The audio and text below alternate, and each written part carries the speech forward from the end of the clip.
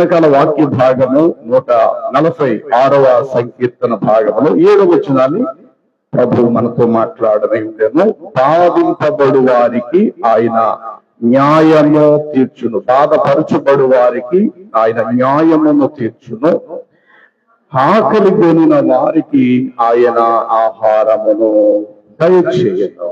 సృష్టిలో దేవుడు ప్రతి ప్రాణికి ఆకలి అనేది పెట్టాడు. దేవుడు సృష్టిలో ప్రతిదానికి ప్రతిదానికి ప్రతిదానికి ప్రాణి ప్రాణి ప్రాణి అది చిన్న చీమైనా, అడవిలో ఉన్న పెద్ద మృగరాజు సింహమే అయినా, అది చిన్న చీమే అయినా పెద్ద సింహమే అయినా, చీమకి ఆకలి ఉంది, సింహానికి ఆకలి ఉంది. ప్రతి ప్రాణికి దేవుడి సృష్టిలో ఆకలి అనే దానిని పెట్టాడు. ఈ ఆకలి చేత మనం ఏం చేయబడతామంటే కష్టపడటానికి మనం ఇష్టపడతాము. రాత్రి వరకు పాటుపడటానికి, సాయంకాలం వరకు ప్రయాసపడటానికి, మన శరీరాన్ని నలగొట్టుకోవటానికి ఎప్పుడు తెల్లారవుతాదా అని చెప్పేసి సూర్యోదయము కావడంతో మన పనులను చక్కబెట్టుకోవడానికి, ఆహారము సమకూర్చుకోవటానికి మనం ప్రయాణం చేస్తాం. 104వ కీర్తనల గ్రంథము చూడండి. కీర్తనల గ్రంథము 104వ సంకీర్తనలో ఈ మాట ఇట్లా వ్రాయబడి ఉంటుంది. 21వ వచనము, సింహపు పిల్లలు వేట కొరకు గర్జించుచు ఉన్నవి, తమ ఆహారమును దేవుని చేతుల్లో నుండి అవి తీసుకుని చూచుచు ఉన్నవి. సూర్యుడు ఉదయింపగానే అవి మరలిపోయి తమ గుహలలో అవి చక్కగా పండుకొను. ఇక సాయంకాలం సమయం వచ్చే వరకు పాటుపడి తమ పనులను జరుపుకున్నటకి మనుషుల ఉదయాన్నే బయలు వెళ్ళెదరు. ఇదే భూమి మీద జరుగుతుంది. అంటే సింహములు దేవుని చేతుల్లో నుండి ఆహారం తీసుకోవటం అంటే అర్థం ఏంటి? దేవుడు అడవిలోకి వెళ్ళి కొన్ని జంతువులు చేత పట్టుకుని, సింహ నూరా ఇవి తింటూ, ఓ పులి నూరా నీతిని చెప్పి దేవుడు తన చేతుల్లో వాటికి ఆహారం పెడతాడంటే అది కాదు ఇక్కడ అర్థం. దేవుడు ఆ రోజు సింహానికి ఏ జీవరాశినైతే ఆహారంలో ఇచ్చాడో అది దాని నోటికి దొరికినట్లు దీనికి వేగమును పెంచుతాడు. అంతవరకు మేత మేసినటువంటి ఆ జీవరాశిని ఈ మృగమునకు, ఈ సింహానికి ఆహారంగా అందిస్తాడు. అలాగే అది బలైపోతున్నటువంటి గొర్రె కావచ్చు, మేకే కావచ్చు, లేడీ కావచ్చు, జింకయ్యే కావచ్చు, దానికి ఎన్నో దుంపలను, ఎన్నో కూర మొక్కలను, అడవిలో ఎన్నో రకాల ఫలాలను అంతవరకు వాటికి ఇచ్చి వాటిని పోషించి ఒక సమయం మందు ఆ జింకను ఆ సింహానికి అప్పగిస్తాడు. అంటే ఆయన అనుగ్రహం లేకుండా సింహం ఎంత వేగంగా పరిగెత్తుకుని వెళ్ళినా ఆ రోజు ఆ లేడి పిల్ల జింక తన నోటికి ఆహారం కాదు. దేవుని అనుగ్రహం అయితేనే పరిగెత్తేటువంటి సింహం ఓపికతో వేగంలో పరిగెడతాది. ప్రాణం రక్షించుకోవాలనుకున్న జింక పిల్ల నేరసిల్లి సింహం నోటికి ఆహారం అవుతాది. ఇది అర్థం. ఆ విధంగా మాంసాహారి అయినటువంటి సింహాలకు వాటిని ఆహారం ఇవ్వకపోతే అవి ఎట్లా బ్రతుకుతాయి? వాటికి ఆహారంగా మారే జింక పిల్లలు, లేడి పిల్లలకు ఆ అడవిలో ఫలాలను మొదలగు ఆహారం వాటికి ఇవ్వకపోతే అవి ఎట్లా ఎదుగుతాయి? అవి చనిపోయిన తర్వాత ఈగలు, చీమలు, పురుగులకి ఇవి ఎట్లా ఆహారం అవుతాయి? ఇలా ఆలోచించుకుంటే చిన్న చీమ మొదలుకొని సింహము వరకు ప్రతి దానికి ఆకలి అనేటువంటి ప్రపంచంలో మనం ఉన్నాం. ఆకలితోటే ప్రయాణం చేస్తూ ఉన్నాం. మీరు ఒక దేశం నుండి ఇంకో దేశానికి వెళ్తుంటే ఊరికే వెళ్ళడు, ఏదో పని మీద, తద్వారా ₹1 లాభం, కుటుంబం పోషించబడాలి. ఒకడు ఉదయాన్నే బయలుదేరి వెళ్తున్నాడంటే వాడిని ఆపి మీరు అడగండి, ఏరా అబ్బాయి ఎక్కడికైనా పొద్దుకు వెళ్తున్నట్టయ్యా, పనికి వెళ్తున్నానయ్యా. ఎందుకురా పని? అదేంటండి పని ఎందుకంటారేంటి? పని చేస్తే డబ్బులు వస్తాయి కదా. డబ్బులు వస్తాయా? డబ్బులతో ఏం చేస్తావు నువ్వు? అదేం మాట అండి? డబ్బులతో ఆహార పదార్థాలు కొనుక్కుంటాయి కదా. ఆహార పదార్థాలు కొనుక్కుని ఏం చేస్తాం? అదేం మాట అండి? ఆకలిస్తే తింటాం కదా. అంటే ఇలా చెప్పుకుంటూ వెళ్తే రిక్షా లాగేవాడు మొదలు, తోపుడు బండి తోసేవాడు మొదలు, మూటలు మోసేవాడు మొదలుకొని, కూలి పని చేసుకునేవాడు మొదలుకొని, జమీందారుల వరకు కూడా ప్రతి ఒక్కరికి కూడా ఈ సృష్టిలో ఆకలి అనేటువంటిది దేవుడు ప్రతి దానికి పెట్టాడు. బైబిల్ చెప్తుంది ఆకలి వాడి చేత కష్టమైన పని చేయిస్తాడట. అంటే ఆకలి ఎంత కష్టమైనా ఓర్చుకోవడానికి ఇష్టపడతాది. ఆకలి అనేది ఏ పని చేయటానికైనా సిద్ధపడతాడు. ఎంత బరువు ఎత్తడానికైనా అది ఎత్తుతాడో లేదో తర్వాత సంగతి, కానీ మొత్తం మీద ఎత్తడానికి మాత్రం ముందుకు వస్తాడు. అయ్యా నాకు అన్నం పెడతారంటే ఈ మూట మోసుకొని వెళ్ళిపోతానయ్యా, అయ్యి రాళ్ళన్నీ తీసేస్తానయ్యా, ఇక్కడ నాకు అన్నం పెడతానంటే కనుక ఇదిగో ఈ చెట్లన్నీ కూడా నేను నరికేస్తాను, ఈ పూటకి నాకు అన్నం పెట్టండి అయ్యా. అంటే ఆకలి వాని చేత కష్టమైన పని చేయించును అని వ్రాయబడింది. అయితే వినండి, జీవితంలో ఒక భాగము ఆహారం. జీవితం, మనందరి జీవితాల్లో ఒక భాగం, ప్రధానంగా ఒక భాగం ఆహారం. ఏ ఇంటికి మనం వెళ్ళినా వారు మనకు ఆహారం తినేవారే. రెండోది, అది భోజనపు వేళ అయితే వారు దానిలో కొంత ఆహారము నిల్వ చేసి దాచిపెట్టి మనకు పెడతారు. రెండు బ్రదర్ భోజనం టైం అయింది కదా, భోజనం చేసి వెళ్ళండి. అదే టిఫిన్ టైం అయితే రెండు బ్రదర్ టిఫిన్ చేసి మీరు బయలుదేరి కాదు. ఇలాగా మన ఇంటికి ఎవరు వచ్చినా మన ఇంట్లోనే భోజనం ఉంటుంది, మనం ఎవరింటికి వెళ్ళినా అచ్చట కూడా మనకు భోజనం ఉంటుంది. కాబట్టి భోజనానికి ప్రాణానికి దేవుడు ముడి పెట్టాడు. అసలు భూమి మీద ఆకలి అనేది లేకపోతే సృష్టి అంత స్తంభించిపోతాడు, ఏది పనిచేయదు. విమానం నడపడానికి విమానం డ్రైవర్ ఉన్నాడు, పైలట్ ఎందుకు ఉంటాడు? ఎందుకు కష్టపడాడు? వాడికి ఆకలి లేదు కదా. కాబట్టి వాడు విద్య నేర్చుకోవాల్సిన పని లేదు. వస్త్రాలు నేసేవాడు వస్త్రం కూడా నేయుడు. ఎందుకు వస్త్రం నేయుడు? నాకెందుకు, నేనెందుకు నెయ్యాలా? నాకేం ఆకలేసి లేదు నేను కష్టపడడానికి. పట్టు పురుగుల నుండి దారం తీయటానికి, లేకపోతే దూదిని దారంగా మార్చడానికి, బట్ట నేయటానికి నేనెందుకు వేయాలి? నాకేం ఆకలుందా? కాబట్టి ఏ పని చేయగలవాడు ఏ పని చేయడు. ఆకలి అనేది సృష్టి అంతటిని నడిపిస్తుంది. అది చిన్న ఉద్యోగం మొదలుకొని పెద్ద ఉద్యోగం వరకు కూడా. ఈ ఆకలి అనేది లేకపోతే ఎవరింట్లో వాళ్ళు కూర్చుంటాం, ఒకరి మొక్కలు అలా చూసుకుంటూ సంవత్సరాలు దొరికిపోతాయి. దాహం లేదు, నీళ్లు తెచ్చుకోవాల్సిన పని లేదు, ఆకలి లేదు, పంటలు పండించవలసిన పని లేదు, ప్రయాసపడవలసిన పని లేదు, కష్టపడవలసిన పని లేదు, ఇక బట్ట కూడా నేయవలసిన పని లేదు. ఎవరి మట్టి వారు దిగంబరులుగానే ఉంటాం. ఎవరి మట్టి వారు పురుషు ఇల్లులు కూడా కట్టుకోవడానికి ఎవరు మేస్త్రులు రారు. ఎందుకంటే వారికి ఏమైనా ఆకలి వేస్తున్నా వారికి మాకు వచ్చి సహాయం చేసి మనల్ని డబ్బు ఆశించడానికి. కాబట్టి ప్రపంచంలో ఆకలి అనేటువంటిదే ప్రపంచాన్ని నడిపిస్తుంది. ప్రపంచాన్ని నడిపించేదే ఆకలి. జీవితంలో ఆకలి ఉండటం సహజమే, కానీ ఆకలి వేస్తుంది కదా అని చెప్పి ఆహారం కొరకు మన స్థాయిని మనం దిగజార్చుకోకూడదు. ఇది నీ తినకాలు అందిస్తున్న వర్తమానం. ఆకలి మనకి ఇటు న్యాయం, ఆకలి కోసం కష్టపడటం న్యాయం, కష్టపడి చెమతూర్చి రూపాయి సంపాదించి కుటుంబాన్ని పోషించుకోవటం న్యాయం. కానీ ఆకలి వేస్తుంది కదా అని చెప్పి ఆహారము కోసము మన స్థాయిని, మన స్థితిని మనము దిగజార్చుకోవటం అనేది న్యాయబద్ధము కాదు. ఈనాడు బయట ప్రపంచాన్ని మనం గుర్తిస్తే గనుక ఆకలేయటం అందరికీ వాస్తవమే, కానీ ఆహారము కొరకు తమ తమ తమ తమ తమ స్థాయిని దిగజార్చుకునే సందర్భాలు చాలా కలవు. అందులో ఒక భాగాన్ని వెనకాల మనం గమనిద్దాం. దేవుడు తన గ్రంథములో నుండి మనకి ఏం ఆదేశిస్తున్నాడు? ఆహారం కొరకు దిగజారిపోవడం ఏంటండి? ఆహారం కొరకు మన స్థాయి మనం తప్పిపోవడం ఏంటండి అని మీరు ప్రశ్నించవచ్చు. ఎస్, ఆహారము నిమిత్తము తమ అంతస్తు, తమ స్థితిని, తమ స్థాయిని మరచిపోయి తమ స్థితిని దిగజార్చుకున్న సందర్భాలు అనేకములు కలవు. అలాగని చెప్పి ఆహారము వలన మాత్రమే మనము బ్రతకటము లేదు. మత్తయి సువార్త 4వ అధ్యాయము 4వ వచనాలు మీరు గమనిస్తే యేసు ప్రభు వారు చెప్పిన మాట, మనుషుడు రొట్టె ముక్క వలన మాత్రమే కాక దేవుని నోట నుండి వచ్చు ప్రతి మాట వలన నరుడు. ఏమంటే ఇప్పుడు దేవుడు అనుకొని మీకు ఆకలి వేయకూడదు, మీరు ఇలాగే బ్రతికిందంటే ఎప్పటికీ ఇలాగే బ్రతికేస్తాం మనం.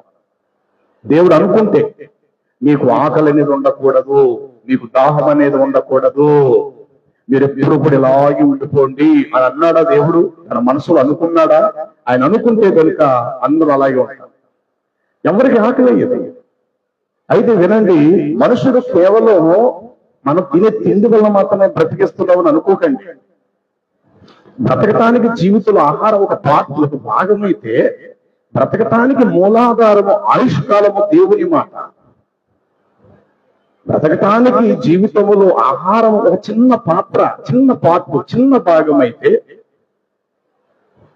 జీవితంలో మనం జీవించి బ్రతకటానికి, ఆయుష్కాలం రోజు రోజుకి పెరుగుతూ ముందుకు సాగటానికి, సంవత్సరాలు దొరలటానికి దేవుని మాటే ప్రధానముగా మనకు ఆహారమై ఉన్నది.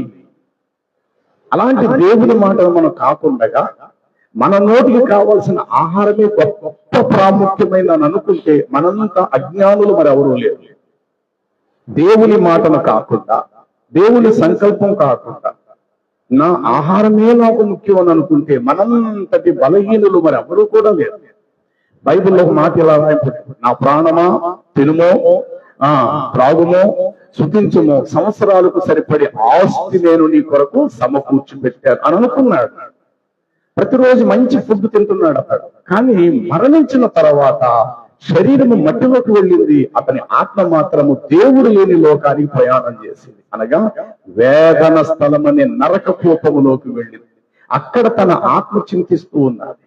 మీరు అనొచ్చు, బ్రతుకున్నాము కాబట్టే కదండి బాధలన్నీ, చచ్చిపోయిన తర్వాత బాధ ఏమి ఉంటుందంటారా అని మీరు ప్రశ్నించవచ్చు. అందుకు ఒక చిన్న ఎగ్జాంపుల్ నేను చెప్తాను, వినండి. బ్రతుకుండగా ఎప్పుడైనా ఒక అగ్గిపుల్ల గాని, ఒక చిన్న నిప్పు గాని నీ శరీరానికి అంటించుకో. ఇంటికి వెళ్ళిన తర్వాత పని చేయండి, పిన్నిస్తూ ఒకసారి ఇలా గుచ్చుకో. అబ్బా అబ్బా అనే మాట నువ్వు అన్నావు. కారణం ఏంటో తెలుసా? నువ్వు బ్రతుకున్నావు కాబట్టి ఆ స్పర్శ నీకు తెలిసింది. అయితే నువ్వు చనిపోయిన తర్వాత నేను కట్టెల మీద కాల్చి బోరు చేయనివ్వండి, అప్పుడు నువ్వు ప్రశ్నించవు. ఇప్పుడు ఏంటో నన్ను ఎలా తగిలిట్టేస్తున్నారు ఎట్లా బాబు, నువ్వు అన్నవు నేను కూడా. నన్ను తీసుకెళ్లి గోతులో పడిపోయి ఊపిరాడకపోతాను రా బాబు, నన్ను ఎట్లా గోతులో పెట్టి మట్టి వేస్తున్నారెట్రా బాబు అని నేను అనలేను. నిప్పుల మీద కాలుస్తుంటే ఎందుకు నన్ను నిప్పుల మీద కాలుస్తున్నా ఎవరో ప్రశ్నించారు. ఎందుకో తెలుసా? నువ్వు చనిపోయావు, నేను చనిపోయా, మనకేమీ తెలియదు. మరి చనిపోవటానికి ఏ మనలోంచి వెళ్ళిపోయిందని? ఒకవేళ కోస్తే రక్తం మన నుంచి వస్తుంది. నిన్న మనలో ఉన్న గుండె మనలో ఉంది, నిన్న మన మెదడులో బ్రెయిన్ లో బ్రెయిన్ మనలో తలలో ఉన్న బ్రెయిన్ అట్లాగే ఉంది. నిన్న మనకి ఏమన్నా అంటే ఒక అర్ధ గంట క్రితం, పావు గంట క్రితం, లేక 2 నిమిషాల క్రితము మన దేహంలో ఏ అవయవాలు అయితే ఉన్నాయో అన్ని అవయవాలు అట్లాగే ఉన్నాయి. నేను మనం చనిపోయాం.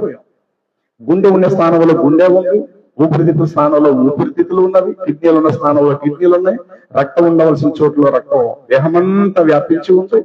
కానీ మనం చనిపోయాం. చనిపోయిన తర్వాత నేను పునఃపుచ్చిన నీకు బాధ లేదు, చనిపోయిన తర్వాత కట్టెల మీద కాల్చిన బాధే లేదు. కారణం ఏంటో తెలుసా? అసలు జీవుడు, అసలైన జీవుడు అనబడిన ఆత్మ నీ శరీర హద్దు దాటి బయటకు వచ్చేశాడు. నీలో ఆత్మ లేదు. ఇప్పుడు ఆత్మ ఉంటే గనుక నువ్వు లేచి నిలబడి సాగే వ్యక్తివే. చాలా మంది అనుకుంటారు నిద్రపోతున్నాడు ఆత్మ బయటికి వెళ్ళిపోతుంది, అన్ని తిరిగి వస్తుంది, అందుకే కొండల మీద మూతలో పెట్టి ఉంచాలా, ఒక తెరిస్తే అందులో ఉండిపోతే మరలా ఎవరైనా దాహం వేస్తున్నప్పుడు మరలా కొండ మీద ఉన్న మూత పెట్టేస్తే ఆత్మ అందులో ఉండిపోతుంది. ఇలాంటి పిచ్చి పిచ్చి చిన్న చిన్న కథలు పూర్వకాలంలో ఏదో చందమామ పుస్తకాల కథల్లో చదువుకునేటువంటివి. కాబట్టి నువ్వు బ్రతుకున్న నువ్వు మెలకుగా ఉన్నా, నిద్రపోతూ ఉన్నా ఆత్మ నీలోనే ఉంటుంది. నిద్రపోతున్న వ్యక్తిని మీరు జస్ట్ లేపండి, అరే పెద్దోడా, అరే బాబు పెద్దోడా, అరే కొడుకు నాన్న చెప్పలేదు ఏంటి అంటున్నాడు. అంటే అప్పటికి అతని ఆత్మ అమెరికా వెళ్ళిపోయి లేకపోతే ఇతర దేశాలు ఎక్కడో తిరిగేసి నువ్వు ఇలా అనుకుంటుంటే మళ్ళా వచ్చేసిందని అందామా? నో. ఆత్మను మరణించే వరకు నన్ను విడిచిపెట్టదు. మనలో ఆత్మ అనే జీవి ఉంది. అతడే అసలైనటువంటి నిజమైన మనిషి, అతడే ఆత్మస్వరూపి.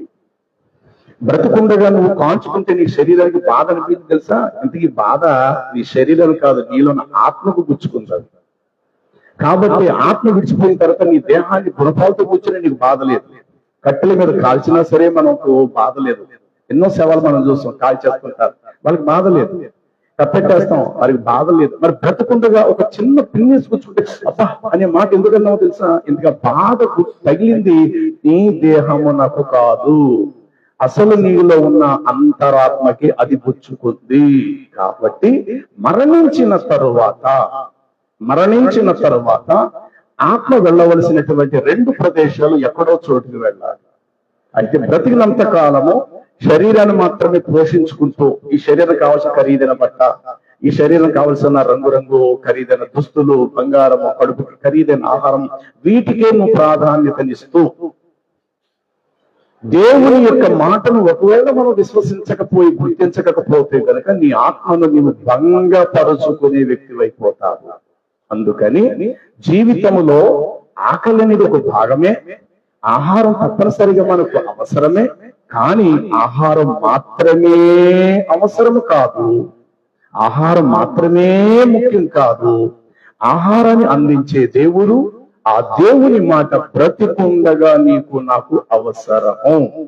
అందుకని ప్రభు చెప్పిన మాట, మనుషుడు రొట్టె ముక్క వలన కాదు, దేవుని నోట నుండి వచ్చు ప్రతి మాట వలన మనుషుడు బ్రతుకుతాడు.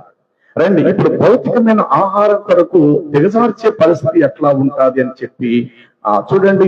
ఆది కాండము, దేవుని పరిశుద్ధ బైబిల్ గ్రంథము ఆది కాండములో ఈ మాటలు ఇట్లా వ్రాయబడి ఉంటాయి. రండి, ఆది కాండము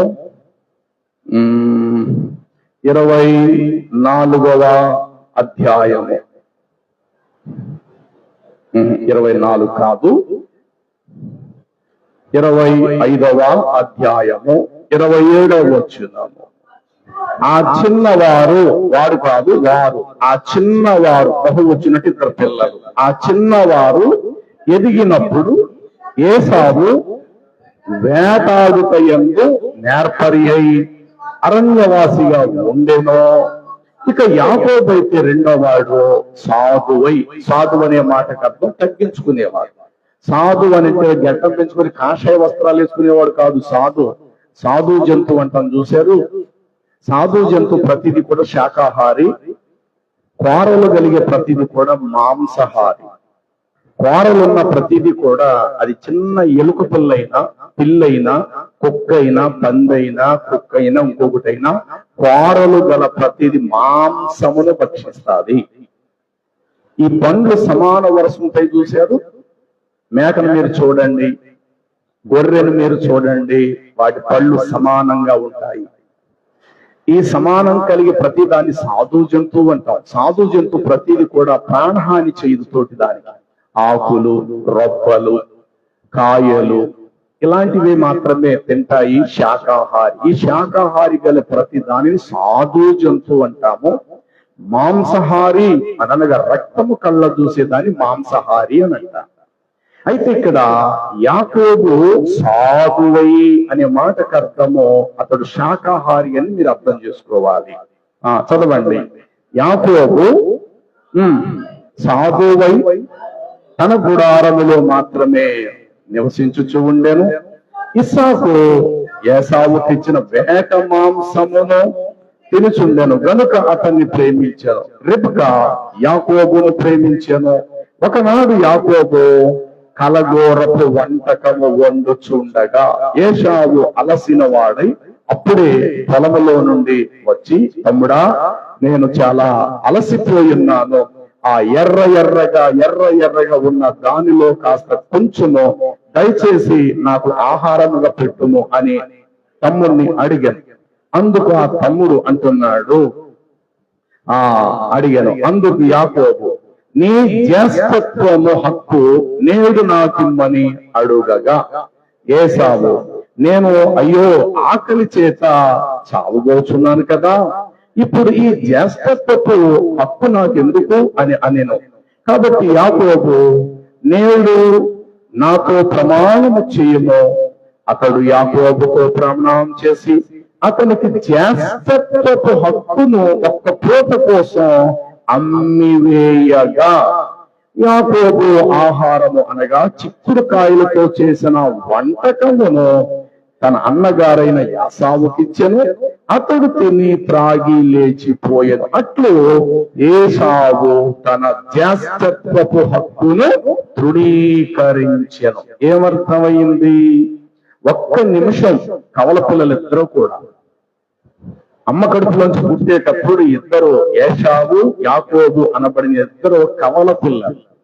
వారి తల్లి కడుపులో నుండి ఒక్క నిమిషం గ్యాప్ లో ఇద్దరు పుట్టేశారు. ముందుగా బయటకు వచ్చిన వాడు ఎవరంటే ఏసావు. వాడు వచ్చిన మరొక్షణం బయటకు వచ్చిన వాడు ఎవరంటే యాకోబు. ఒక మాటలో చెప్పాలంటే ఒకే తేదీ, ఒకే గడియ, ఒకే గంట, ఒకే రోజు, నెలలో తేడా లేదు, సంవత్సరాలు తేడా లేదు. కాకపోతే గర్భాశయంలో నుంచి బయటికి రావటం ఒక నిమిషం ఒకడు ముందొచ్చాడు, వాడి వెనకాతల వాడి మడిమను పట్టుకొని రెండో వాడు కూడా బయటకు వచ్చాడు. సరే, అయితే ఇప్పుడు పెద్దవాడే, ఒక్క నిమిషం ముందు వచ్చినా పెద్దవాడే, ఒక నిమిషం వెనకాతలో పుట్టినా చిన్నోడే. అయితే ఈ పెద్దవాడుకున్న అలవాటు ఏంటంటే బాణములు చేత పట్టుకొని అడవికి పోయి ప్రతిరోజు వేట ఏదో దాన్ని తెచ్చుకోవటం కాల్చుకొని తింటాం, తింటాం. ఇది పెద్దవాడి డ్యూటీ.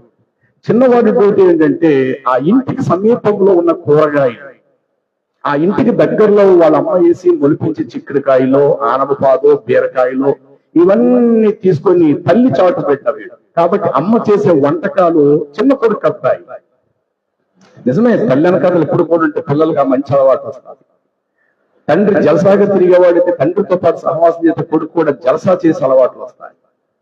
తల్లి మంచి వంటకం చేసేదైతే గనక ఆ వంటకం చేసి ఆ చేతి రుచి ఆ బిడ్డ కూడా వస్తారు. తల్లి చాటు బిడ్డ చిన్నవాడు, పెద్దవాడైతే వేటకు వెళ్ళి అడవికి వెళ్ళి మాంసం తెచ్చుకొని సూపర్ గా కాల్చుకొని, ఇదే వీడి డ్యూటీ. ఉదయం పోవటం, సాయంత్రం రావడం, ఉదయం పోవటం, సాయంత్రం. కానీ ఇంటి బాధ్యతలు చిన్నోడికి వచ్చాయి. తల్లి చాటు ఉండేవాడు, తల్లికి సపోర్ట్ గా ఉండేవాడు, తల్లికి సహకారిగా ఉండేవాడు. ఒక రోజు వీడు వేటకు వెళ్ళిన తర్వాత ఏ ఆహారం వాడికి రోజు అడిగి దొరకల.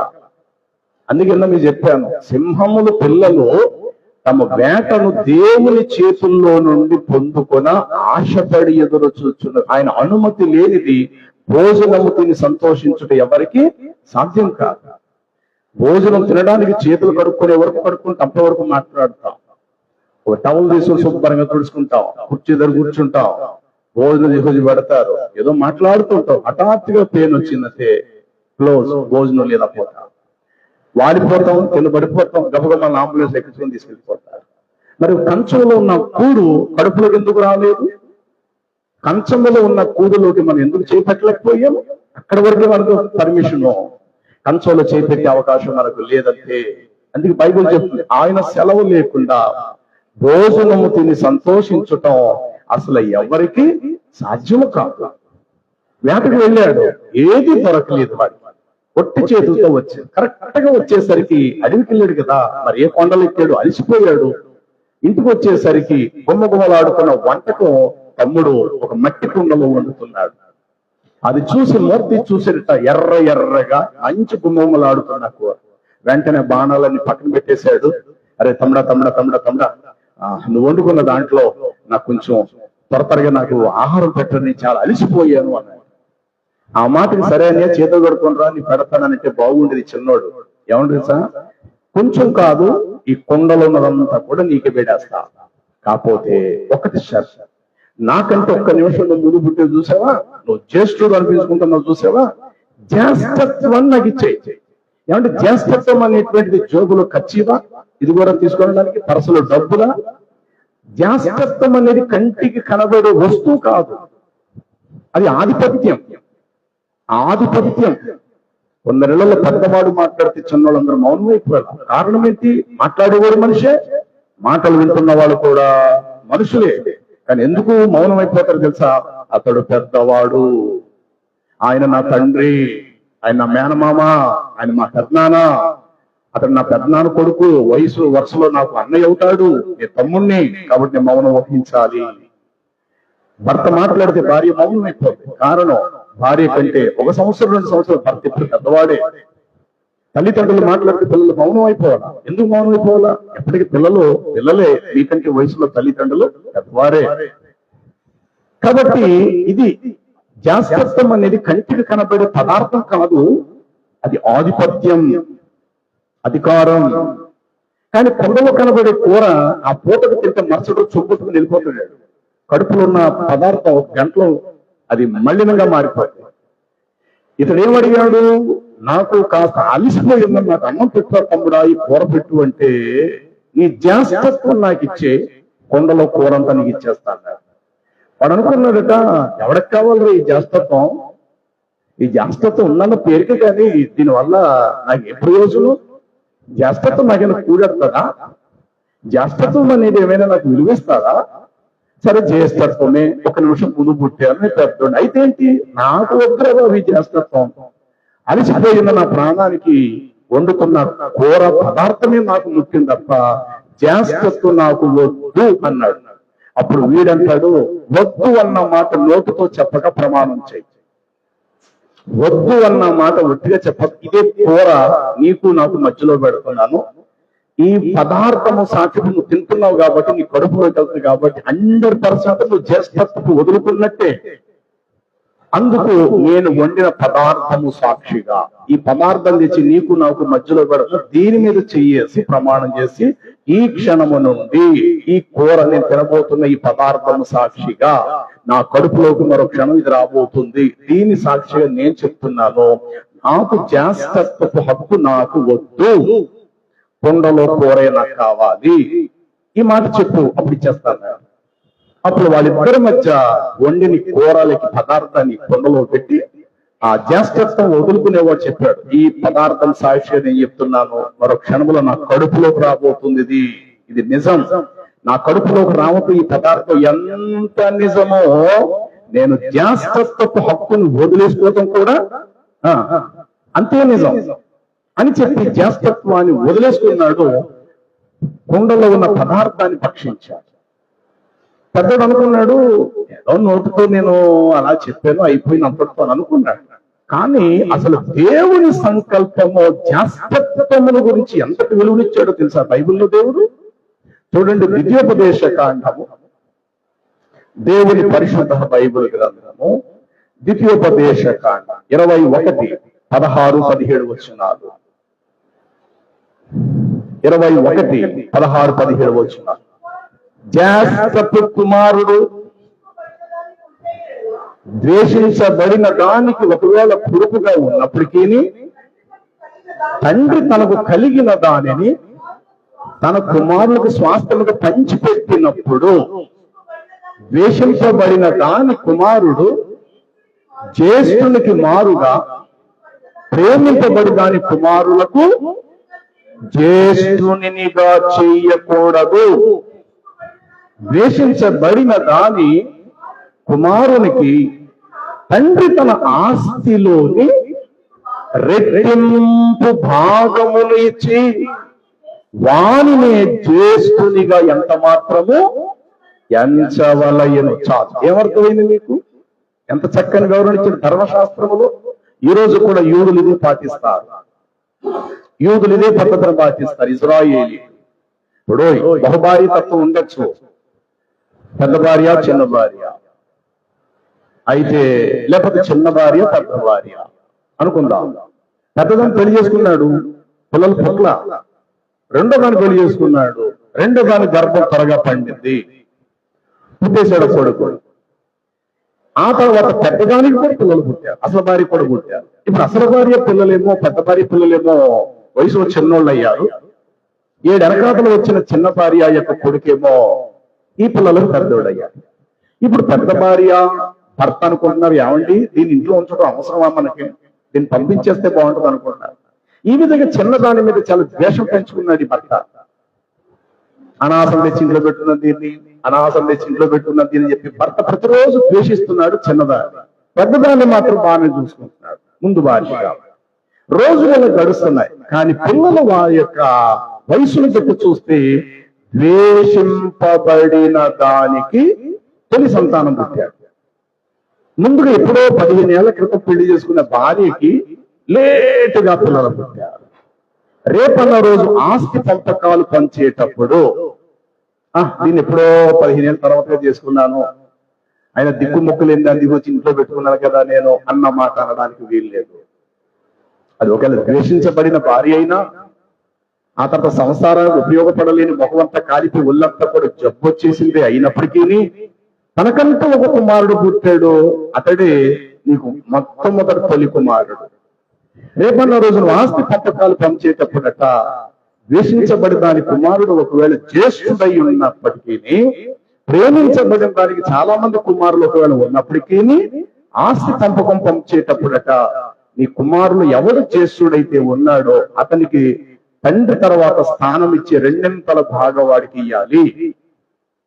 దాదాపు ఇప్పుడు ఇల్లు కట్టుకున్నప్పుడు 3 అంతస్తులు కట్టుకున్నారు అనుకోండి, ఎగ్జాంపుల్ చెప్తున్నా. ఎవరెవరు ఇందులో ఉంటారు? ఎవరెవరు ఇందులో ఉంటారు? ఫ్యామిలీ, తల్లిదండ్రులు ఉండాలా, పెద్ద కొడుకు ఉండాలా, చిన్న కొడుకు ఉండాలా? ఇద్దరికి పెళ్లిళ్ళు అయిపోయి పెద్దలు వచ్చి కొంతమంది సందర్భాలు చెప్తారు, ఒరే నువ్వు పెద్దోడు కాబట్టి ఒరే నువ్వు ఇందులో ఉండాలిరా, ఒరే నువ్వు చిన్నోడు కదా, నువ్వు చిన్నోడు కాబట్టి నువ్వు ఇందులో ఉండాలి. అబ్బాయి అది ఎట్లా కుదురుతు మావయ్య, నేనే అక్కడ ఉంటాను. కుదరదురా, నువ్వు చిన్నోడు కాబట్టి నువ్వు ఇక్కడే ఉండాలా, నీ మీద వయసులో పెద్దడు కాబట్టి వాడు ఈ గదిలో ఉండాలా, ఇక మీ నాన్న మీ అమ్మ అయితే ఇక్కడ ఉండాలి. ఈ విధమైనటువంటి తీర్పు అనేటువంటిది, లేకపోతే సమాజంలో మనుగడ అనేటువంటిది ప్రజల మధ్య మనం గమనిస్తుంటుంటాం. అంటే జ్యేష్ఠత్వపు హక్కు అనేటువంటిది ఎట్లా వచ్చిందంటే దేవుని నుండే ప్రారంభించబడినది. దేవుని నుండే ఈ జ్యేష్ఠత్వపు హక్కు అనేది వచ్చింది. ఏదైనా నువ్వు కోల్పోయినా పర్వాలేదు కానీ జ్యేష్ఠత్వపు హక్కుని ఎప్పుడు కూడా దయచేసి కోల్పోవద్దు. నువ్వు పెద్ద వ్యక్తిగానే జీవించు. ఏదో అవసరాన్ని బట్టి పెద్ద వ్యక్తి అనబడి నువ్వు చిన్న వ్యక్తి కంటే దిగజారిపోయిన స్థితిలో మాత్రం మనం మారకూడదు. ఇతడు ఇంతటి జ్యేష్ఠత్వపు హక్కును వదిలేసుకోవడానికి కారణం ఏంటో తెలుసా? కేవలం ఒక్క పూట కూటి కోసం. చూడండి, హెబ్రీలకు రాసిన పత్రికలో అపోస్తలుడైనటువంటి పౌలు హెబ్రీలకు రాసినటువంటి పత్రికలో 12వ అధ్యాయం 16-17 వచనాలు ఈ మాటలు ఉంటాయి. ఒక్క పూట కూటి కొరకు తన జ్యేష్ఠత్వపు హక్కును అమ్మి వేసుకుని యాసావు వంటి అబ్బాబ్బు ఏం పేరు పెట్టాడంటే ఇక్కడ, ఇది అంత పెద్ద మాట వాడాలా? ఎస్, వాడాలి. ఎందుకంటే అది నీకు ఇచ్చింది దేవుడు. ఇప్పుడు ఆకలేస్తుందండి, ఆకలేస్తుంది కాబట్టి ఈ పదార్థమే తినాలని రూల్ లేదు. ఆకలేస్తున్న టైంలో ఒక చెంబు నీళ్లు తాగేస్తే కొంత ఆకలి విరామం కలుగుతుంది. సాయంత్రం నువ్వు రెడీ అవ్వచ్చు భోజనానికి, కానీ అప్పుడే తినాలి, అదే తినాలి, సమయం దాటనీయకుండా ఇది మాత్రమే, అలాంటి రూల్స్ పెట్టుకోక ఏ సమయానికి ఎప్పుడు ఏ పదార్థం దేవుడు నీకు ఇచ్చిన కళ్ళ కట్టుకొని నువ్వు తినటం నేర్చుకో. ఇదేంటండి బాబు, ఎవరు తింటారండి బాబు ఇప్పుడు అన్న మాట ఎప్పుడు కూడా విర్రవీగుతున్న మాట అన్నట్టు. దేవుడు నిన్ను ప్రేమించి ఎప్పుడు ఏది నీ చేతికి అందించిన మహాప్రసాదం అన్నట్టు భావించు. అది చారు మెతుకులైనా, గెంజికూడైనా, పచ్చడి మెతుకులైనా, ఖరీదైన పదార్థమైనా. ఒక్కోసారి అప్పుడప్పుడు నీ ఖరీదైన పదార్థం నీ ముందుకు వచ్చినప్పుడు తొందరపడిపోయి తినేక ఒక నిమిషం ఆలోచించుకో. ప్రభువా, రాజుల్లాంటి వారు తినే భోజనం కదా ప్రభువా ఇది. అభాగ్యురాలను ఎక్కడో చెట్టు కింద ఉంటున్నాను కాపురం చేసుకొని ఇంత ఖరీదైన భోజనం తినటం మా జీవితంలో ఎప్పుడు మేము ఎరగోనైనా. ఈ రోజు ఇంత ఖరీదైన భోజనం నాకు నా పిల్లలకి పడుతున్నావు, ఏమిచ్చి నేను రుణం తీర్చుకుంటాను ప్రభు. ఇలాంటి భోజనం దగ్గరకు వచ్చే అర్హత కూడా మాకు లేదే, ఇలాంటి భోజనంలో చేపెట్టే అర్హత కూడా మాకు లేదు కదా ప్రభు. అలాంటిది ఇంత భోజనం మా ఎదుటి పెట్టినందుకు ఏమిచ్చి నీకు రుణం తీర్చుకుంటాను ప్రభు అని చెప్పి ఒక క్షణము కన్నీళ్లు కార్చి కృతజ్ఞతలు చెల్లించి ఒక్క మెతుకు కూడా వదలకుండా ఆ పదార్థాలు చేపెట్టి మనసారా దాన్ని పూజించి, ఏదో వచ్చేసింది కదా అని చెప్పేసి ఆయాసంతో తొందరపడిపోయి గబగబ తినేసే ప్రయత్నం చేయక. 2, సామాన్యమైన భోజనం దగ్గరికి వచ్చిన ప్రతిరోజు తినే భోజనమే ఒకవేళ నీకు వచ్చిన ఇలా అనుకో, తండ్రి ఎందరో కడుపులు దాటి దాటి దాటి ఈ పదార్థం నా చేతులు దాకా వచ్చిందయ్యా.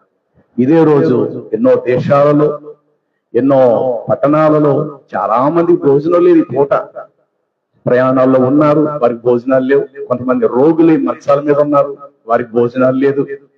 కొంతమంది కష్టపడిన తినే యోగం లేక వారికి భోజనాలు లేవు. కానీ ఈ రోజు ఉదయం టిఫిన్ పెట్టావు, మధ్యాహ్నం అయ్యేసరికి ఈ పప్పుచారుతోటో చారుతోటో ఈ చిక్కుడిగే కూరతోటో భోజనం పెట్టావు. తండ్రి ఈ స్తోత్రాలైనా అని సామాన్య భోజనానికైనా ఆ కృతజ్ఞతలు చెప్పు. ఎప్పుడు తినలేని ఖరీదైన భోజనం అయితే కాస్త కన్నీళ్లు కార్చి ఇంకాస్త కృతజ్ఞతలు చెప్పు. ఎందుకంటే అలాంటి భోజనం ఎప్పుడు తినలేదు మనం, కానీ మన ఎదుట దేవుడు పెట్టాడు. కృతజ్ఞతలు చెప్పు. ఈ విధముగా దేవుడు నీకు ఇచ్చే ప్రతి సందర్భంలో భోజనాలు బట్టి కృతజ్ఞతలు చెల్లించు. కానీ భోజనం మాత్రమే మూలం అనుకోక నువ్వు బ్రతకటానికి, నువ్వు నేను బ్రతకటానికి ఆయుష్ను అనుగ్రహించే దేవుని మాట చేతే మనం బ్రతుకుతున్నాం. చాలా మంది తిండి ఉండదంటే నోరు కట్టేస్తాడు జబ్బు చేత. ఏమైనా పెడుతున్నారంటే ఏం తిండవండి, రొట్టె ముక్క కూడా తింటలేదండి, ఇడ్లీ కూడా తింటలేదండి, పాలు కూడా త్రాగట్లేదండి, కానీ బతికే ఉన్నాడు. ఆడు మనసు మీద బతికే ఉన్నాడు. మనం అంటే ఎప్పుడు తిట్టలేదంటే దాదాపు 4 రోజులు బట్టి నోరు కట్టేసాడండి. దాదాపు ఇంకా 15 రోజులు బట్టి పాలు నీళ్లు కూడా కడుపులోకి వెళ్తా లేదండి, ఊపిరి ఆడుతుందండి, కానీ బతికే ఉన్నాడు. అంటే దేవుడు అనుగ్రహించాడు, బ్రతకమన్నాడు కూడా. నోటికి తిండి లేకపోయినా, నీళ్లు వెళ్ళకపోయినా, పాలు వెళ్ళకపోయినా బతుకుతూనే ఉన్నాడు. కారణం దేవుడు ఆయుష్ నిమ్మని కోరుకునగా దేవుడు మనకు ఆయుష్ ఇచ్చేవాడు. కాబట్టి ప్రియులారా, ఎలాంటి భోజనం వచ్చినా దానికి రుణస్థులమై కృతజ్ఞతలు చెల్లించి మనం పదార్థాన్ని పుచ్చుకోవాలి. కానీ ఇతగాడు ఏం చేశాడంటే జ్యేష్ఠత్వపు హక్కుని చాలా చిన్నగా అంచనా వేశాడు. కొండలో ఉన్న కూరను గొప్పదానిగా భావించి తన ఆధిపత్యాన్ని, అధికారాన్ని వదులుకున్నాడు. ఈ కారణం చేత దేవుడు సంకల్పించిన సంకల్పాన్ని చిన్నగా, తక్కువగా అంచనా వేసినందున ఇతగాడికి కొత్త నిబంధనలు ఎంత పెద్ద పేరు తగిలించాడో తెలుసా దేవుడి తాకి? ఏమన్నాడు? ఏషావు వంటి. ఏమి భ్రష్టుడయ్యాడండి ఆయన. అసలు భ్రష్టుడని ఎందుకన్నారు? మనము తిండి ఎక్కడాడు కోరుకున్నది మనం అనుకుంటాం. తిండి కోరుకోవడంలో తప్పు లేదు, అందుకే మొదలు చెప్పాను, ఆహారం కొరకు దిగజార్చుకోవద్దు అని. తిండి కోరుకోవడంలో తప్పు లేదు, కానీ తిండి కోసమే ఉన్నతమైన జ్యేష్ఠత్వపు హక్కుని చిన్నగా అంచనా వేసి తృణీకరించి విడిచిపెట్టాడు. చూసారండి? అందుకు అతడు దేవుడు పెట్టిన పేరేంటంటే ఏషావు వంటి భ్రష్టుడైనను వ్యభిచారి. అంటే అప్పుడేం చేశాడండి వ్యభిచారం? ఎవరినన్నా లాక్కెళ్ళిపోయి బలాత్కారం చేశాడు? నో, తన కళ్ళలో ఏదైతే అధికంగా ఆశిస్తుందో అది వ్యభిచారమే. నీ కన్నులకు కొంత హద్దు ఉండాలి, నీ నోటు కూడా కొంత హద్దు ఉండాలి. నువ్వేది చూడాలో అది చూడు, తప్పు లేదు. చూడకూడదు 10 సార్లు చూడటం ఒక విధంగా నీ మనసును నువ్వు నొప్పిస్తున్నావు, ఆశిస్తున్నావు, కోరికలు కోరుకుంటున్నావు, వ్యభిచారముతో సమానమే. అలాగే నీ నోటికి వచ్చిన దానితో నువ్వు తృప్తిపడు, కానీ ఫలానాది కావాలని అనుకుంటే వ్యభిచారమే. భార్య ఉంది అంటే నోటికి ఆహారం అందినట్లు భార్య ప్రతిరోజు నీ దగ్గర ఉంది. నీ భార్య నీ సొంతం, నీ భర్త నీ సొంతం. కాదు, ఫలానా వ్యక్తి నాకు కావాలి, ఫలానా పదార్థం నాకు కావాలి, ఫలానా పురుషుడు, ఫలానా స్త్రీ, ఫలానా పదార్థం అని ఎప్పుడైతే అనుకుంటున్నావో ఆ తిండిని పెట్టుకొని వ్యభిచారివే. నీ ఎదుట ఏదైతే దేవుడు ఆ ఫోటోకు సిద్ధపరచాడు అదే తిను, కానీ ఆ పదార్థం నాకు అక్కర్లేదని చెప్పేసి గబగబా ఒక 500 రూపాయలు జేబులు వేసుకొని రోడ్డు ఎక్కేసేసి తెచ్చేసుకొని తినేద్దాం అనుకుంటారు. చూసారా? ఇటు మనస్సు గలవారు ఏ తప్పు చేయకపోయినా దేవుని సంకల్పంలో వేశ్య వ్యభిచారితో సమానము. మీరు అన్నది చేయండి, ఎంత పెద్ద మాట వాడేటండి.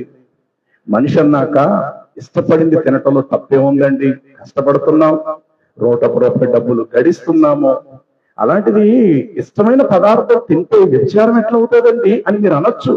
నేనంటాను తప్పు కాదు, అది నిజంగా తప్పు కాదు, నిజమే, నువ్వు కోరుకోవడం తప్పు. కానీ నీ ఇంట్లో నీ తల్లిదండ్రులు నీ సిద్ధపరిచిన పదార్థం ఒక నువ్వు తినలేదు, ఆ పదార్థం అట్లా ఉండిపోతే ఆ తల్లి నలుగురికి సరిపడినట్టు స్వాలలో 2 స్వాలలో ఉంటుంది. అందులో తల్లిదండ్రులు మాత్రమే తింటారు, ఆ పిల్లలు తినరు. ఆ పదార్థం ఏం చెయ్యాలి? తెల్లారేసరి దాని పెంట మీద పారేసే కారణం ఎందుకు మీరు తినలేదంటే మేము బయట తినేసి వచ్చేసేసాము, డబ్బులు ఎట్టుకుని మేము బయట తినేసి వచ్చేసాము. కాబట్టి ఇక్కడ బయట నువ్వు తిన్నందుకు తప్పు కాదు, కానీ పదార్థం లేకపోతే నువ్వు బయటికి వెళ్ళి తినాలి. నీ ఇంట్లో పాత్రల మీద మూత తీసి చూడు, సరిపోతుందా లేదా, నా తల్లి భోజనం వండిందా లేదా. ఎస్ ఉంది, అది పక్కన పచ్చడి బాటిల్ ఉండొచ్చు, ఈ పక్కన గంజే ఉండొచ్చు, కానీ అది పదార్థమే, నువ్వు తినాలంతవరకే. పొద్దున్న 5 తిన్నాను, 9 తిన్నాను ఏంటంటావులే అని చెప్పి నిర్లక్ష్యంగా వెళ్ళి 4 రూపాయల డబ్బులు బయటికి వెళ్ళి ఖర్చు పెట్టుకుని నీకు నచ్చిన ఖరీదైన భోజనం తింటావు చూడు, దేవుని దృష్టిలో నువ్వు ఒక వ్యభిచారివి, ఏమీ సందేహం లేదు. అందుకే ఇక్కడ దేవుడు 2 మాటలు ఇతనికి తగిలించాడు. ఏమన్నా తెలుసా? ఒక్క పూట జ్యేష్ఠత్వపు కూటు కొరకు తన జ్యేష్ఠత్వపు హక్కును అమ్మి వేసుకునినా ఏషావు వంటి భ్రష్టుడే గాని వ్యభిచారియే గాని ఉండనేమో అని మీలో మీరు ఏం చేయాలట? అలాంటి మనసు, అలాంటి భావాలు, అలాంటి ఉద్దేశాలు ఒకవేళ మీలో ఉన్నాయేమో. పైకి మీరు భక్తి చేస్తారు, బాగానే ఉంది, నా సన్నిధికి వస్తున్నారు, ఇంకా బాగుంది, బైబిల్ చదువుతున్నారు, ఇంకా బాగుంది, కానీ వ్యక్తిగతంగా మీ అభిప్రాయాలు, వ్యక్తిగతంగా మీ యొక్క ఆలోచనలు, మామూలు జీవితంలో మామూలు కాలంలో మీరు ఇళ్ళ కాలం ఉన్నప్పుడు మీకు ఏమనిపిస్తుంది? ఇప్పుడు వర్షం వస్తుంది, వేడివేడిగా తినాలని అందరూ అనుకుంటారు. అడుగు నీ తల్లిని, అమ్మ ఏదైనా వండుతావు వేడివేడిగా. కానీ అది కాకుండా నువ్వు బయటికి పోయి తినేసి రావటం అనేటువంటిది, మిగతా వాళ్ళని పట్టించుకోకుండా అక్కడ 10 రూపాయలు అయితే ఇంట్లో అయిపోయే దానికి బయటకు 100 రూపాయలు ఖర్చు పెడతావు చూడు. 1 రూపాయి మనం కష్టపడటము మనకు తెలియలేనప్పుడు అందులో 10 పైసలైనా దేవుని అనుమతి లేకుండా ఖర్చు పెట్టే రైట్స్, అధికారం మనకు లేదు. 10 రూపాయలు కష్టపడి సంపాదిస్తే రూపాయి ఖర్చు పెట్టడంలో తప్పు లేదు.